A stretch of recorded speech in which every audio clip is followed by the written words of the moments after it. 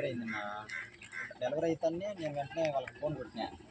ఎవరికి? ఆశా వర్కర్కి, గౌరమ్మకి ఫోన్ కొట్టిన వెంటనే ఆమె ఏమైందంటే నర్సు అందరికి ఫోన్ చేసి ఆమె మాట్లాడుకునింది.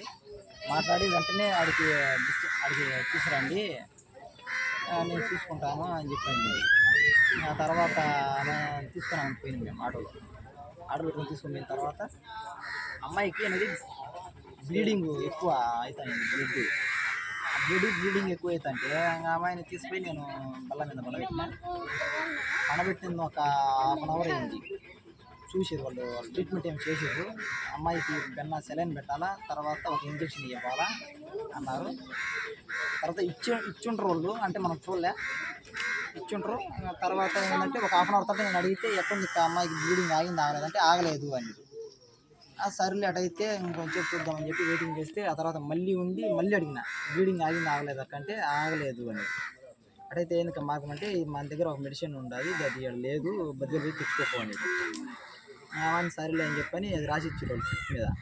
అది తీసుకొని నేను సెంటర్కి వచ్చి ఫస్ట్ రాజేశ్వరి మెడికల్ స్టోర్లో అడిగితే అక్కడ లేదన్నారు వాళ్ళు.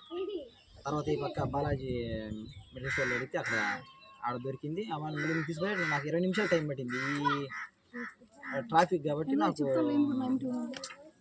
కుదరలే అనమాట పోయేదానికి. స్పీడ్గా పోతే మళ్ళీ మనకి ఏదన్నా ఇబ్బందులు జరుగుతాయని మామూలుగా వెళ్ళిపోయి ఇచ్చిన మళ్ళీ ఒక 20 నిమిషాలు అయింది. ఇచ్చినాక 20 నిమిషాలు అయింది. ఆ తర్వాత అడిగినా కానీ ఏం లాభం లేదంటారు. ఆ తర్వాత మాకు డౌట్ వచ్చింది. ఇంకా మాకు భయం వేసింది, బాగా భయం వేసి కుదరదు అని మీ వల్ల అవుతుందా కాదని మేము అడిగితే ఇంకా అప్పుడు మేము అడిగితేనే వాళ్ళు చెప్పారు. లేదు వాళ్ళు ముందే కానీ చెప్పినట్టే కనుక మేము ఫస్ట్ స్టార్టింగ్లో చెప్పినట్టే కానీ మేము ఎక్కడికైనా తీసుకుపోయి చూపించుకునేటోళ్ళం. వాళ్ళు అట్లా చెప్పలే, మేము అడిగితేనే చెప్పారు వాళ్ళు. మేము అడిగితేనే చెప్పినాం కాబట్టి ఇంకా సరే అవని. అప్పటికి కూడా నేను అక్క ఇట్లా అంబులెన్స్ ఏమైనా పిలిపిస్తారా, ఈ ఆటోలో ఎత్తుకొని పోవాలంటే ఎక్కడో రిస్క్గా ఉండాలంటే అంబులెన్స్ వచ్చేలోపు 20 నిమిషాలు 30 నిమిషాలు టైం పడుతుంది. ఆ లోపల ఎందుకు మీరు ఆటో ఉంది కదా, ఆటోలో వేసుకొని వెళ్ళిపో, తొందరగా వెళ్ళిపోతామని. ఇంకా అమ్మాయి వెంటనే నేను ట్రాఫిక్ కూడా లెక్క చేయకుండా చిన్నగా తీసుకొని లక్ష్మీదేవి హాస్పిటల్ తీసుకుంటే అక్కడ అమ్మాయిని ఎత్తుకొని ఆ లక్ష్మీదేవి హాస్పిటల్కి తీసుకొని పోయినా కానీ లోపల కాంపౌండర్ ఉంటారు. ఆమె మేడం లేదు, పూజకి పోయింది అని. మళ్ళీ ఆడించి వచ్చి మా వాళ్ళతో నేను సంప్రదించే లోపల మా బామ్మ అది దివ్య హాస్పిటల్ తీసుకుండు. దివ్య హాస్పిటల్ తీసుకెళ్ళకల్లా అక్కడ సార్ ఉండి, సార్ ఏం పల్స్ ఏం లేదు, పడిపోయింది మొత్తం, అమ్మాయిలో బ్లడ్ ఏం లేదు, అమ్మాయిని ఏమన్నా అంబులెన్స్లో ఏమన్నా తీసుకుని ఎక్కడికన్నా పోతారా, లేకుంటే మీరు ఎక్కడికైనా, లేదంటే కనుక మీరు ఏదన్నా సంతకం పెడితే మీకు ఓకేనంటే కనుక మేము ట్రీట్మెంట్ తెచ్చి ఒకవేళ ఏదైనా జరిగినా మాకేమి మా మీద ఏమి ఉండకూడదు అని చెప్పి అడిగారు అనమాట.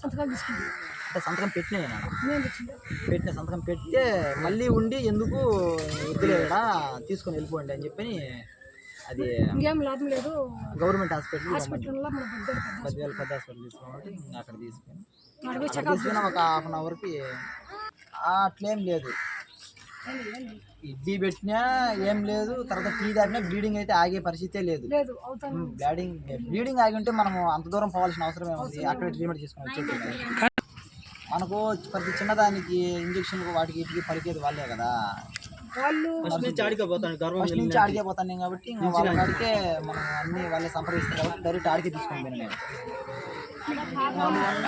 నిర్లక్ష్యమే సార్, వాళ్ళు కానీ ముందే కానీ మన నుంచి కాదు మేము ఆ మూమెంట్లో అమ్మాయికి కొంచెం సృహ ఉంది, ఇబ్బంది ఎక్కడైనా బతికి వాళ్ళు చాలా లేట్ చేసినాక చెప్పారు. అప్పుడు అది మేము అడిగితే చెప్పారు. నేను అడిగిన మేడం మీకేమన్నా ఏమన్నా ఆపగలలేరా, లేకపోతే మేము అనగలేదు, అట్లయితే వేసుకోపోండి హాస్పిటల్ వేసుకోపోండి అనే ప్రైవేట్ హాస్పిటల్ వేసుకోమన్నాక అమ్మాయి ఎత్తింది సార్. ఎత్తాకనే పిల్ల ఒక